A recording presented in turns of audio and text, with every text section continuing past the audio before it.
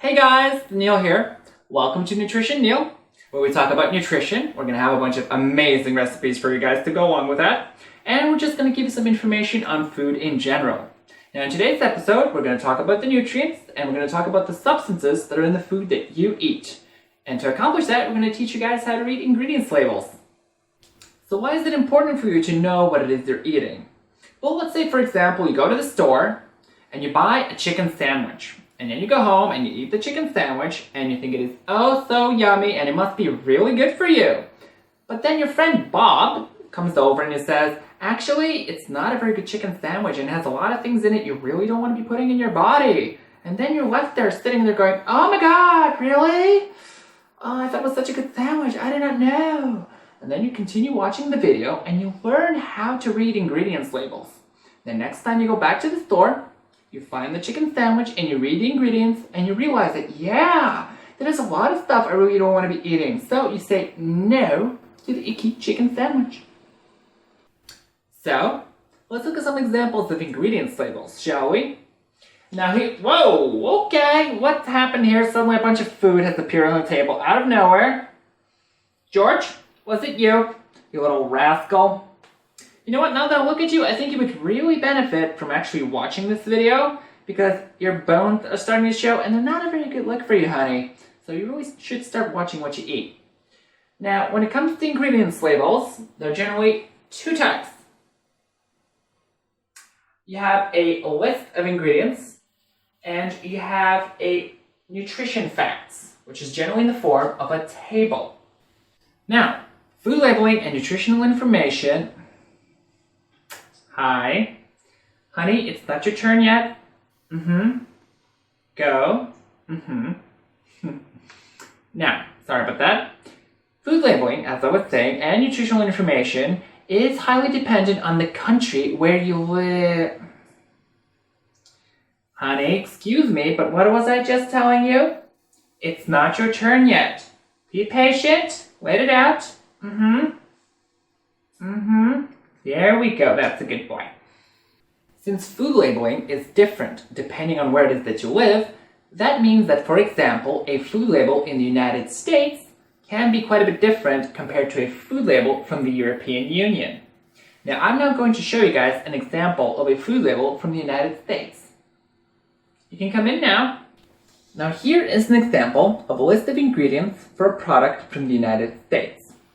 Ingredients are listed in descending order, which means that the first ingredient listed, in this case, whole grain oats, is what the product contains the most of.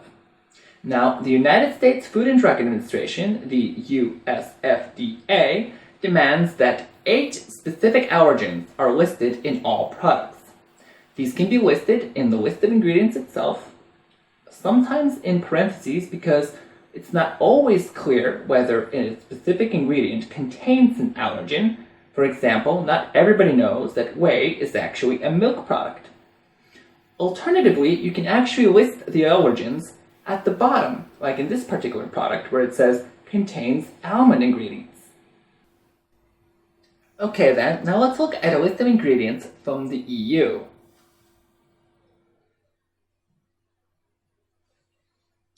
As you can see, when it comes to structure, it's actually quite a bit similar to a list of ingredients from the United States. All the ingredients are in descending order the same way, but there are some differences, specifically when it comes to allergens. Now, the United States has a list of 8 allergens, the EU has bumped the number up to 14. Also, the rules are a little bit stricter and covers a slightly wider net. For example, in the United States, wheat is a separate allergen.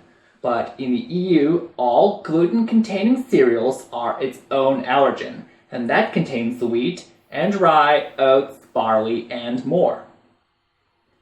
Also, allergens have to be marked specifically in the list of ingredients, either with a bold font, or a separate color, or maybe a different background, as you can see on this particular product. Also, here, nuts are especially mentioned. Probably because, as with some products, companies may produce other products that have nuts in them. So they give this extra little warning that this product, while not containing nuts, may have some traces, so be careful. Okay, EU ingredients label, thanks for your help today. You can go home now. Talking about listed ingredients. I was at the store the other day and I saw this lemon flavored water thing and I thought it would be so yummy, so I looked at the list of ingredients and it had 30 ingredients on it. And I'm sorry, but I have a rule of thumb where I do not buy products if they contain way too many ingredients. I try to buy products with as few ingredients in them as possible because that way I know what I'm putting into my body.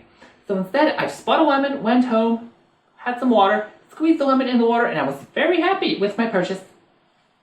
Finally, let's look at a table of nutrition facts. This table is from the US. You have calories at the top, followed by specific amounts of nutrients that have to be listed according to rules set by the FDA.